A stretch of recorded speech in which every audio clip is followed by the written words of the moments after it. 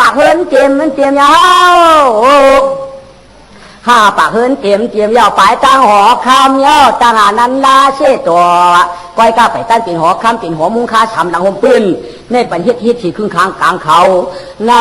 าอะไรพายก็ซ่อนต่อนาเสือเปียวกำในกะทินเย็นเลยเมื่อจำน้ำจิ๋วเก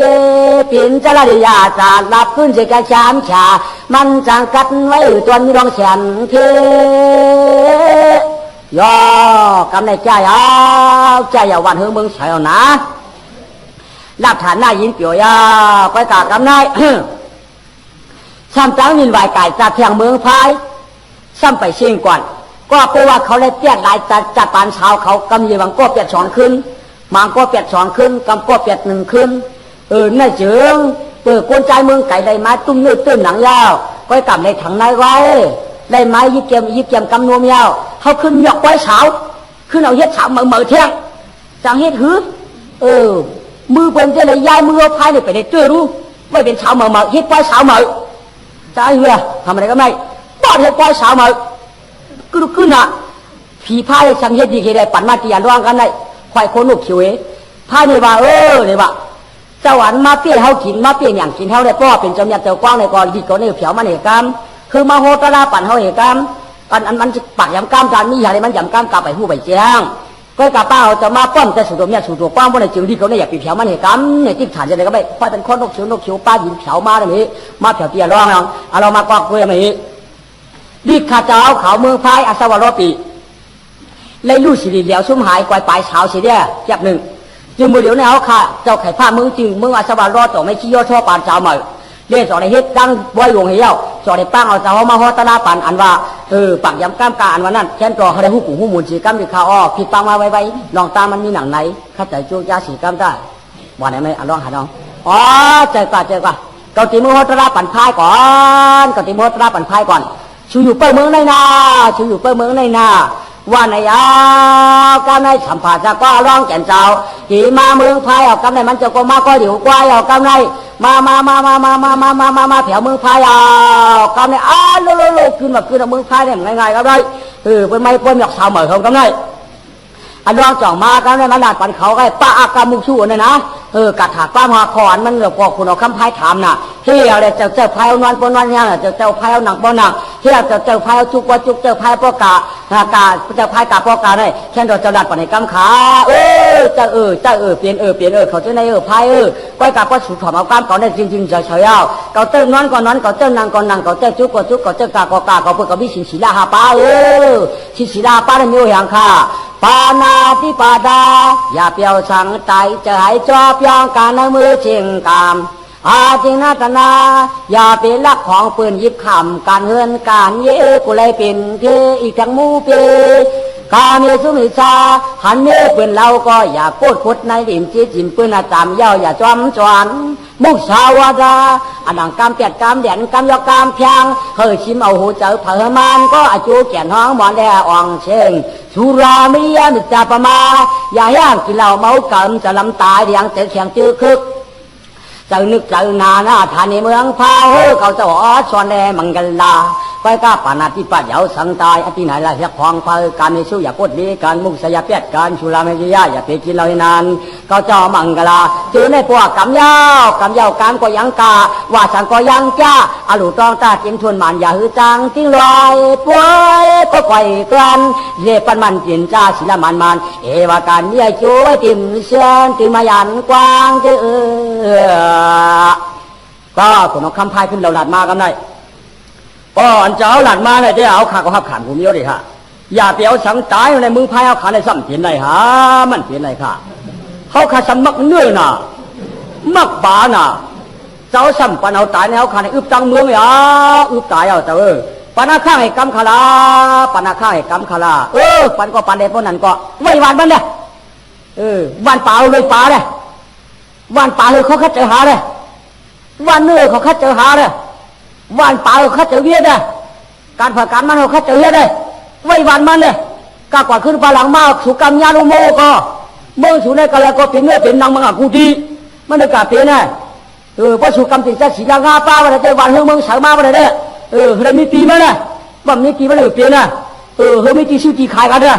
ดูว่าฮะตีชื่อขายกันปัดโต๊ะเลยเฮ็ดการเฮ็ดชาเลยดูชาก็มีวันมีเมื่อวะเนี่ยบ่มีวันมีเมื่อวะเลยกับเปียเนี่ยแค่กินเหล้าเรื่องก็นั่นเลยกับเปียนะ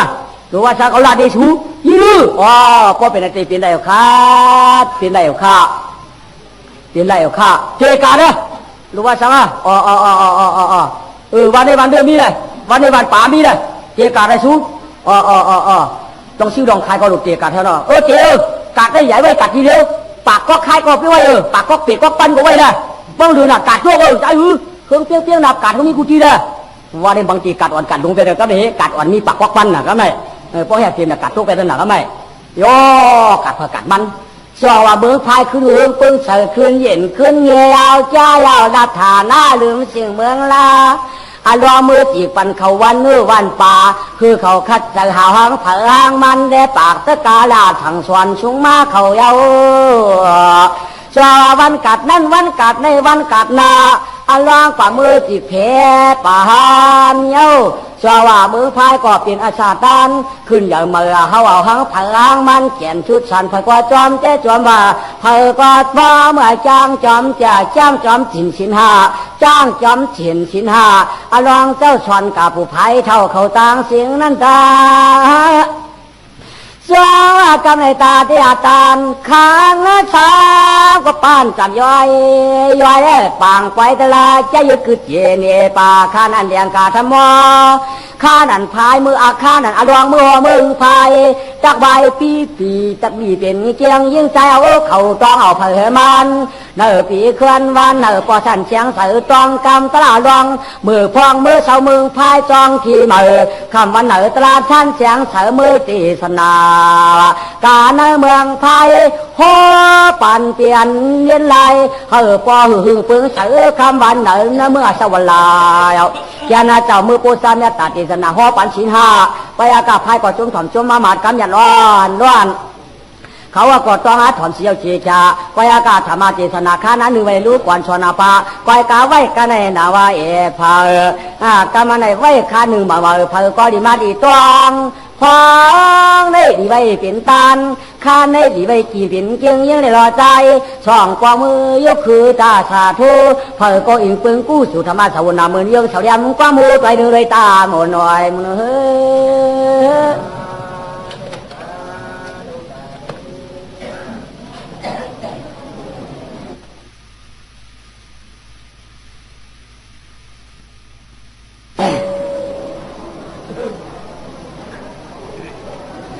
นายเลียลายซ้ำสัตุธาบาลีเจตาสัตุธาบาลีสิโตข้าเจ้าขี้ย่องเอาเสียงคำเหลียงสามมึงความเกืองไปอาจินอย่ามีตังสิงสังเดกำในเตตู้สัตุธาขันเยมักหมายก็ใส่เสียงความกองปานวันมังรองก็ตั้งตึกงาชันให้ใส่พอปั่นตะลาเมืองพายหือเดียงเสียงเจอที่เมือหิวเมืองปืนขอกเมืองอัศวรขอกทันเยวะเสียงเหล่าพลาหอบยาเมื่อปั่นอารองยามพองฉอดพายกาตั้งเสียงต่างไหลเฮาโปหูเงาหล่อปลายคือวัตถุศักดิ์สิทธิ์ก้อยกาจะจุดตาบริสิตาขันให้ไปไว้ดูก่อนไปซอนไปป้าก็ผู้ว่าอันหลายเชก็เตยโตใจไข่แท่งไปแหงซักเปียนอเขาหน้าปลาผูอันเป็นหมูเปิ้ลถอนมาดิกไล่ปลายปีซากศิลก้าสัติยิ้วใจหยานตอนในสีนิปานเชียไว้ตราต่อพระเป็นเจ้ากำมาในต่อละเตเดปันกุหนุ่มกูเท่าเจ้าคาตังเสียงนั้นเกีสักงาลองเลยวัตถุศักดิ์สิทธิ์มีไว้ติ่มเสื่อมตื่นเมาหยันไว้ปุตอยตราจำมีมาเปียปูปตวังไหนเรียกเท่าไรยินไหวกายจ้าเมื่อเจ้าสังสนากุนังเกาก้อยกาเลื่อนลายไว้นานมาเจ้าก็คุกจะไล่ใครเจอถึงเจ้าหนังเสียงนั่งกว่าหายเตียนไม่ยองอยู่นาน2 ปี 3 ปีเจ้าเป็นกว่าเจ้าตัวเย่ปอกอามานั้น2 เดือน 3 เดือนเจ้าเป็นกว่าเจ้าตัวเย่ปอกให้เปิ้นกางออยู่กูมือกูตาเชียก็เปิ้นมาเจ้าไข่ภาคอำเกณฑ์นางกันคอกโกหนอันมัดเป็นว่าอันมัดเมียเปิ้นไว้ในทองซ้ำคุกจะเลยลูกยิงบนนาคาวขวางข้องปอโขม ก้อยกาเห็นนั่นยาเจ้าจังเจ้าเอากวนน้ำเมืองหูจางาคำก็กำไปหาก็ทานเนี่ยเปลี่ยนเมืองขุนอันดวงยามพองตัวไปตัวมาในเดมือยาเฮือนหาปากเฮือนเทียมเดี๋ยปลายจังหอข้ามูมาชามลังก็เขาปอกังเป็นสังจำนอกาพูนมาได้เป็นเสียนในตัวเผือเขียวกำเนิดเป็นมือเดียวได้จึงเป็นเฮือนกวนหล่อมตัวเตียนลอยให้แต่ตอนได้เฮือนมวนแก่นจอมหอมเดียเป็นเฮือนผู้เหลือไก่เฮือนจ้าเหลือไก่เธอก็มาต่อไต่ใครจ้าไม่จ้อยยาตัวกว่าชัมโปหูลองตังที่มีหนังไหนกายย่อก็ไม่ขันฉีเนี่ยปัญจเก่าเขาคุณออกคำน้ำมือหล่ะน้ำมือศาสนาปู่ก่อนอันนั้นร้องต่อพระเป็นเจ้าเต้สั่งสอนสูงมาอ้อตาเมืองไทยเอวนาก้อยกาสมัครใครเมื่อไหร่มึงสั่งชนะกูเนี่ยคุณออกคำมัดเมียเปิ้ลก็ตัดในไรดูทำอ่ำไรล่าเนี่ยจ่องจำกำหึงมาทำคุกจะไรใครแต่ถึงว่าน้ำเป็นเจ้ามาดีกับมือมีอยู่นะไม่หย่อนอันนั้นก็กะตายอันนั้นก็กะควายอันนั้นก็กะเป็นชื่อสูกัดตัวดูช่วยกัดตัวดูอันวางกะหายต้องไม่หย่อนบนสูกัดตัวละดูช่วยกัดถูกกัดตัวมาดูเป็นเรือไหนใกล้ตัวอย่างก็กะก้อยกามาปอกกับเปิ้ลกัดเพียงจริงมาว่าหันชังคาเปิ้ลใกล้วันไหนก้อยเอาอันเปิ้ลกับเพียงสะบัดมีปอกก้อยกางอกเพียปอกกับชื่อนั้นเปิ้ลกับตัวปอกเก่าก้อยกาเปิ้ลข้านกัดตัวนับเป็ดคุณเอาคำนี้ที่หันคาเป็นป่ายาป่าขืนก้อยขาอ้อไหนก้อยกับคุณเอาคำสมาก็ไม่ก็สุกัดเพียงกำได้สุ่มหันก็ไม่กำหน้าเป็นจ่าวนเก่าไก่เอาเนาะเป็นจ่าวนเก่าไก่เอาก็จะกัดตัวเราก็ไม่ก็นั่นขันอามีใหญ่ได้กว่าก็ไม่กำเพียมชื่ออะไรก็ไม่กลัวคุณเอาคำกัดตัวเราเป็นชื่อที่หาป้อมหันมั่มได้ไหมไม่เขากว่าก็รู้กับบุหันแล้วเพื่อนพึกลงชิวเต้ก็ได้มีหาปากหลังเพื่อนป่าเชียงหอนหลังนิชามหลังหมปืนก็ได้เขาก็กะหันโอ้เป็นวันเผื่อเมื่อเผื่อเนี่ยในใต้ดีอ้ามละวันนั้นไม่เขากัดตัวในก้นตัวมีฉี่หาก้อยก็เป็นก้นมาเลี้ยหลาตัวก็ไม่พอมาเข้ามาแล้วมาหลอมตัวไม่ขุนก็หังดีนั่งก็หังดีเบ่งก็ไม่พอก็จ้าเอากันไว้โอ้อาศักในอาถางในอาศักเขาตื้อหังดีนั่นน่าเนาะลองหามมาเลยตีมืออะไรเดินไปก็ดูขึ้นผีไฟซ้ำขึ้นผีกลางมือเราเนาะว่านั้นก็สับปะมัดทบแถวอะไรก็ไม่ขึ้นเขาก็ตึกเหมือนนะลูกเป็นคนวันไหนเมื่อไหร่มาตีวันตีมึงกันในอันต้นหูสีปอกสีเผาเนี่ยเขาก็มาถามไม่สุดเจ้าได้เป็นคนวันไหนเมื่อไหร่ค่ะคนวันไหนเมื่อไหร่ค่ะวันนี้ไม่เขาก็ไปตั้งร้านมือตึงที่อามาสีป้าก็มีอยู่กับชีผู้นี้วันนี้ไม่เขาคาแต่สัตว์ที่แจ่มจังใครค่ะก้อยกาเจ้าอามาเขามีอยู่ปุ่นค่ะเจ้าอามาเขามีอยู่ปุ่นค่ะปุ่นวันหัวทุ่นเอาคาแต่มีปุ่นเขาพูดความเขาขามีปุ่นค่ะนี่วันนี้ก็ไม่เขาวางลงปากก้นสีหาก็ไม่วางลงปากยุ่งยากเพื่อนอามาของกันเลยเป็นวันเมื่อราคาได้ชุดเจ้ามาเตะได้ก้นจัดที่ราคาเนี่ยที่อามาของสัมบาจัดที่ราคาเอาค่ะก็ชุดเจ้าได้อยู่เมื่อไหร่อยู่เมืองสังสนากูปีกี้เขาสังสนากูปีกี้ได้ชุดจะมาเหี่ยววันในเมื่อไหร่ได้จะได้แต่เขาขาในก้นจัดที่ขาในขยาวก้นกึดก็ได้เหยื่อก็ในก็เรือขยาวเขาขำฝังไอ้พวกขาหลงจะได้แต่ในเป็นหัวเป็นหัวในเป็นหัวคุณเอาข้ามของขาในหนอจะว่ามีเจ้าก็เติมมีขาหรอชุดจะว่าที่ขาแล้วเนี่ยเอาขาย้อนมือดิคุณเอาข้ามคุณเอาข้ามมีหัวเมื่อไรว่าสุขยันเนี่ยก็อยู่เนื้ออามาได้ยกเยียบไปเลยเนี่ย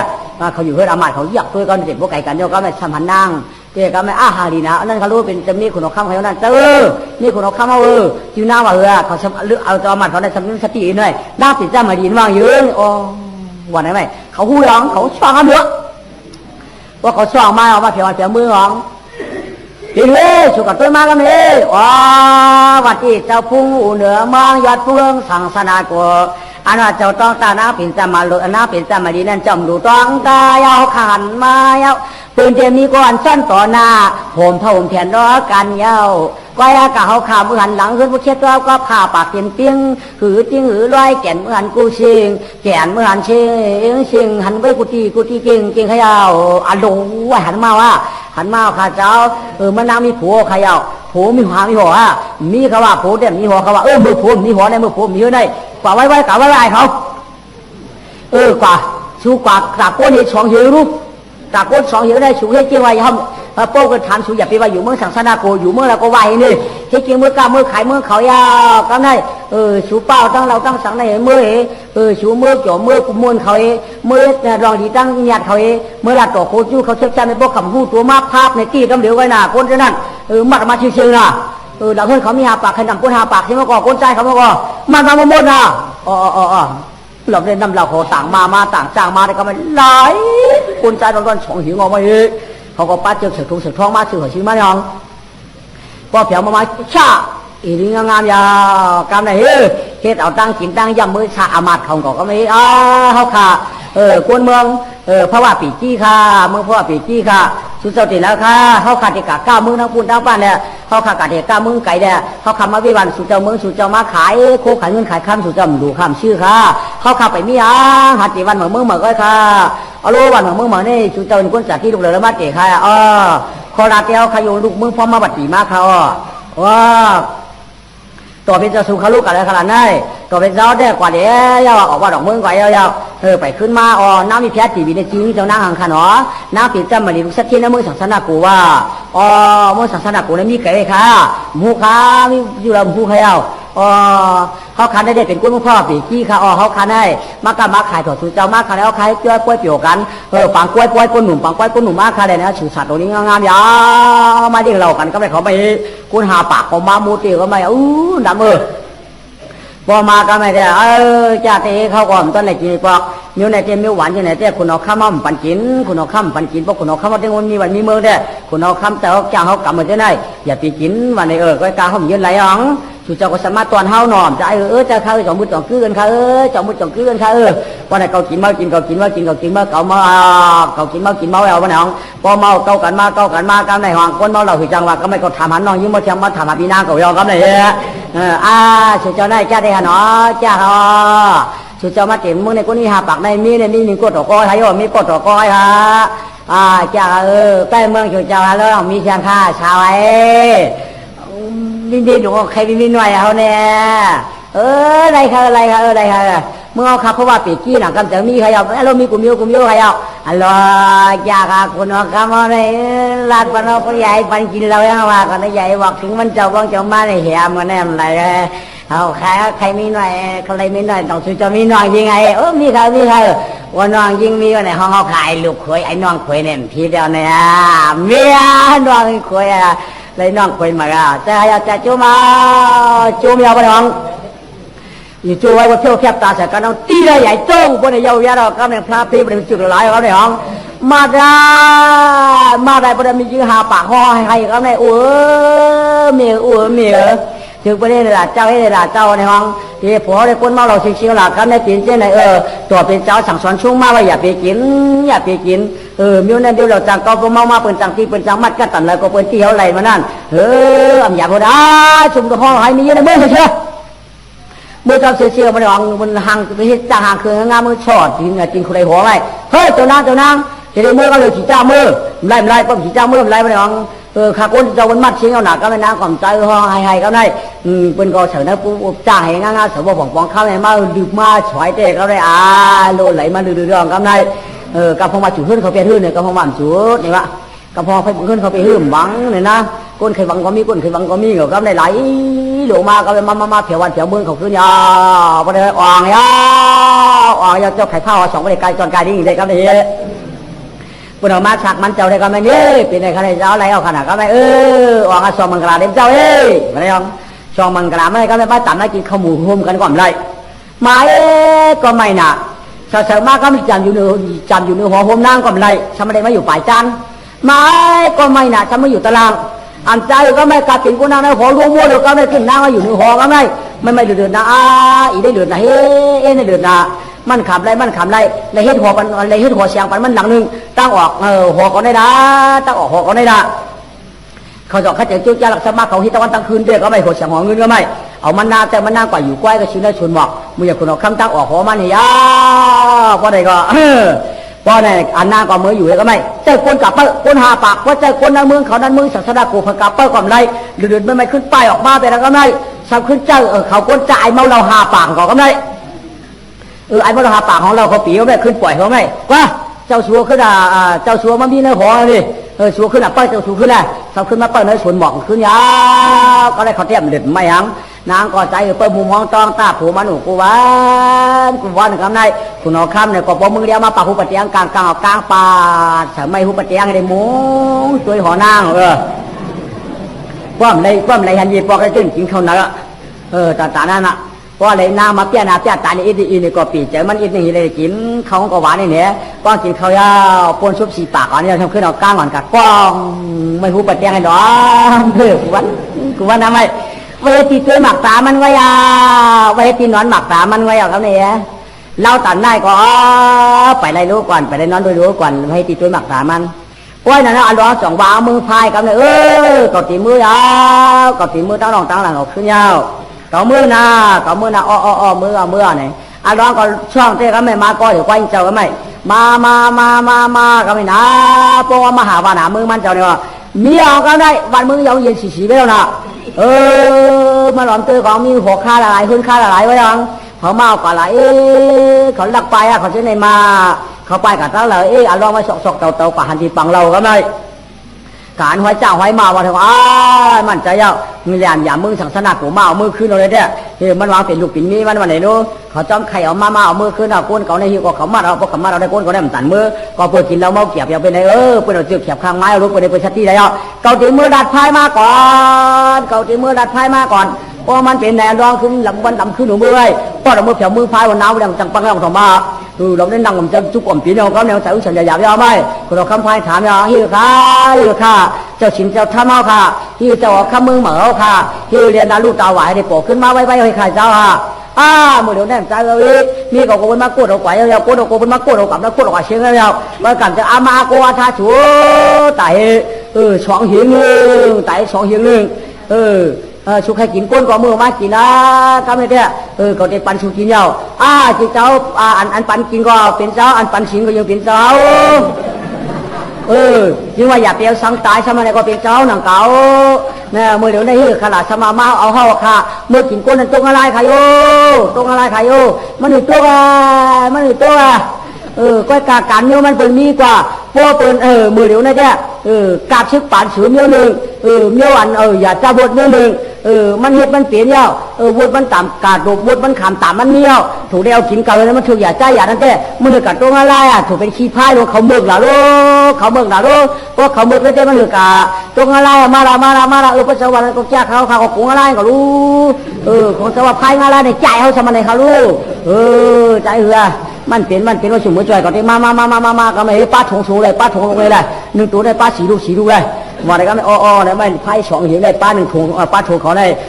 มาป้ามาหนึ่งก็สีลูกก็ไม่ถงเราไม่อะไรสกุลมาก็ไม่บัวมาขึ้นมาแถวบ้านเหมาเรื่องเหมาเขาชับขึ้นปูนมาแถวขอบน้ำแดงดียาวมึงอยากคนเราข้ามก่อนตู้ชึกเปิดกับเรื่องของจีบเลยไม่กูมันกับเป็นชึกเป็นสือมากูกับซุกซักมาผมมันก็ออกกระดองมือกว่าวันนี้ผมอายเจ้ากับปึ้งวันแล้วเมื่อไหร่ผู้หลงแล้วก็คนเราข้ามมาตู้ชึกไว้กับเรื่องไม่เพราะเผียไม่คนเราอาจเป็นอันรอดสองนัดมันพายกันได้ไปกาชูเขามือในหาปากอยากจะเฮ็ดเนื้อปีเฮ็ดก้นยอมอันนี้เนี่ยเนื้อเฮ็ดคนเดียวปิ้งเตี้ยเท่านั้นพวกเขาถามในส่วนเป็นก้นเผาไหนเขาเป็นก้นผูหน้าปิ่นจามารีตีมาทึกเอาวันไหนกว่ามาทึกเอาวันไหนชุมหลวงป้ากองป้าเดียวของหินกองก้นเดียวก้นอย่างขลาดช่างวันไหนก็ไม่พายก็จุ่มขันในพายหาปากก็ไม่ผ่านเฮ็ดพายยอมอันนี้ผ่านเฮ็ดก้นยอมนะยอมจังอันนี้ใบบุญเขามาหาปากก็ไม่มาเผียวตับชึงบนห้องฮอดกว่าแล้วนี่ป้าถูกลงมาย้อนกี่หน้ามาย้อนเขามาย้อนพักขาบ่ดันตีฮักก็ได้ประหยัดดีได้สูงมานะเอาขามาตึกเชือกขาตึกชื่อไปเลยกองสูดาวสูเอาตามือตีนปัดเอาขาได้ไหมเนี่ยเขามาถามตามือตีนปัดเอาก้นจะได้มัดหาปากอะไรมุดเลยไหมก็หาปากอะไรมุดมัดคนนั้นตั้งชื่อเขาไหวเอามัดคนนั้นตั้งชื่อเขาขวาไปน้องก็พายเป็นโหหน้าเขาก็ไปขัดตักตอกก็เลยเขาไปหลอดมือเขาไปดิหลอดมือเขาจีขัดพับพิบแล้วว่าเอาก้นเหยียดถุงไปเยี่ยวเลยก็เลยเตรียมถุงเขาตั้งหาปากถุงเขาเยี่ยนเอาไว้เดี๋ยวถอยรอเอาเบอร์กินมือสูบเนี่ยเย็นมือเสียมือเขาหนึ่งตัวในมังตัวได้มาหนึ่งปากว่ะมังตัวได้มา2-3 ปากว่ะมังตัวว่าถุงเดียวกันก็ได้มา7-8ชิ้นไปเลยไหมเอามามันอย่างกินเขาก็ได้หวานทำอะไรก็ไม่อาเจ้าว่าปล่อยชึกไงอันนี้เปียทางห้อยปล่อยชึกเนี่ยเปียทางห้อยจ้าแม่พวกมันเข้าเที่ย5 ปากว่าเข้าเที่ย5 ปากก็ไม่ชึกถุงเลยทำอะไรไม่คนนี้เอาใส่ถุงที่เลยเอากว่าน้ำจ้าพอได้ไหมแถวมาเลยมัดเจ็ดผมมัดเจ็ดเขาได้มาเขาในปากชื่อเขาแม่ว่าหัวหน้าเขาขัดตักกรอกว่าก็รอที่ชื่อเขาเราหูบเสือ วบโตเต็มโถเขาเรียนขึ้นเอียนมือเบียดในก็กินในมือผู้คำเหยียบเขามาแทงตาหาปากชิบถูโหสมาแทงไม่ในก็สมัดว่ามาเถอะอันว่ามัดเชียวมาแถวอะไรพอเขาขัดตาเขาแก๊บพอเดี๋ยวก็มาเจอเขาบดผ้าพันมีถือเด็กก็ไม่เขาพายดูเหี้ยงนะมากันแล้วก็จะใครยังก็ไม่การกินเลยเจ้าขาได้ไม่หิจำยอดเงียบเฉาแทงเรียนมือเปียกตีเพียวยาวตีเพียวคุณเอาคำเดียวก็ไม่เป็นมือสองมืออย่างคุณเอาคำมาไหมว่าที่คุณเอาคำงามมือเสื่อมจังสังขาไปอากาดีกูหน้าชิบไอทงยันกูหน้าพ้นสิ่งที่นำหน้ามานำยาวยี่วันห้าปากหมากตาอ่องฟองตองน้องขายอ่ำปีสั่งยินกูเมืองกวนเจนดอมอะไรเจ้ากวนเสือทงเขาได้เรียนกูฟุ้งยาวชุ่มขาเจ้ากวนเจ้าชุ่มขาเจ้ากวนเจ้าไปใครเอาเจ้าหันมือเขาเสือทงหันมือเขาขึ้นมาขาพวกเขาเสือทงเรียนขึ้นยี่ใครเจ้าเรื่องอย่างของหูใครเอาเดี๋ยวมาเที่ยงเขามือคุกก็ได้มาเที่ยงใครเอาฮัลโหลมาเที่ยงมาเที่ยงเขามาเที่ยงเขามาเจ๊บ่มาเลยบ่มากต่างหาปากว่าก็ขตักตัวยอบเสือก็ยอบเสือเดียนมือไปแล้วก็ไม่ขึ้นเอาล้อไปเดี๋ยวก็ยังชึกไม่ได้มือเราก็ไม่มือขึ้นมันจะว่าชึกสองเห็นขึ้นมือยัง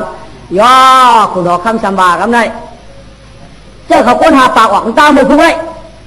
ก้นหาปากเราอันเขาหมัดมากเลยคือเป็นเราเสือทุ่งไปชิก้นยอกยังไงตอนนั้นไม่เจ้าเขาก้นหาปากก็เลยคุณหอกคำชาเป็นกองเขาก็ไม่โคบชาเป็นกองเขาโกนเล่าดีงามๆยาวกองเขาโกจ้ากองมาพักอย่างงามๆเหมือนนั้นมันมีกองกวัดยังไงน่ะมันมีกองหมักยังไงด้วยเป็นกองหมักยืดน่ะกองยืดเดี๋ยวขึ้นเขาขึ้นออกขึ้นเขาขึ้นออกขึ้นเขากองออกกองยังไงมันมีลูกกองมือกองกันมันมีกองปากในกองหมักเสือเท้าปากขึ้นมายืดตั้งตัวเลยขึ้นดอกตั้งเก่าให้ในก้อยน่ะมันมีกองเจ็ดกวนในดูมือกูปอกเป็นกองเจ็ดปากกันน่ะก็ไม่ปันเขาป้ากองไม้ก็มาเขาก็ป้ามากเขาก็ได้ก้นหาปากก็ได้หมักห้องยามห้องกองเขาก็อยากไหลออกมาเว้ยออกมาชื่อคุณเอาคำออกมาจำหลังเลยว่าร่องว่าเขามาหันร่องเที่ยวกาเสือเขาในกองปีนกองสูงขึ้นในไอเขาอะไรก็ไม่ได้มาปีนกองเขาขึ้นบนเราก็ไม่ชวนออกปังเขาเลยก็ไม่ชูที่เวลาเจ้าคุณเอาขึ้นมาขึ้นหนาก็ไม่เอาหูบแล้วหลุมเขาเบี้ยมือเขาก้นหาปากก็ไม่โหอยู่หลังเขาไม่ได้เลยเย็นมือตึงต่อเขาถามว่าจะรู้การหาทางเขาได้เย็นขึ้นหัวมือตีคุณเอาเข้าเขาเลยเขาไม่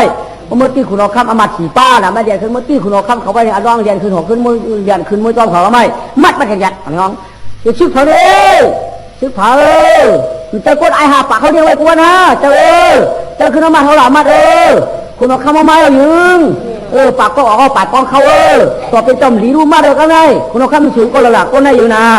ว่าได้ของจากของอย่างยิ่งกว้างเขาแถวเดียวคุณเอาอารมณ์มุ่งกับถาองค์ปาชาปาก็มุสูผมเทพก็ได้ของกว้างเขาชาขี้ลงหมดละ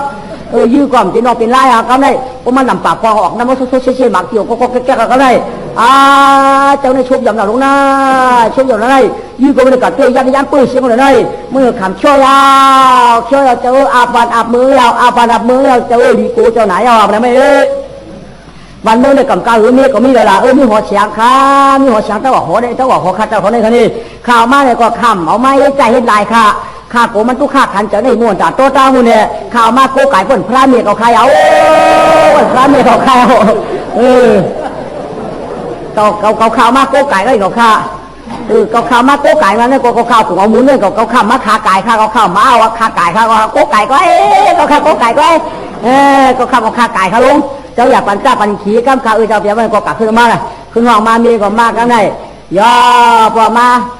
พี่คุณออกคำเมื่อย่ามนั้นได้คุณออกคำบ้านได้สามเอาใครนี่มันเอาลูกหยาดน้ำนี่กัเย่ากันนะไงเย่ากันไว้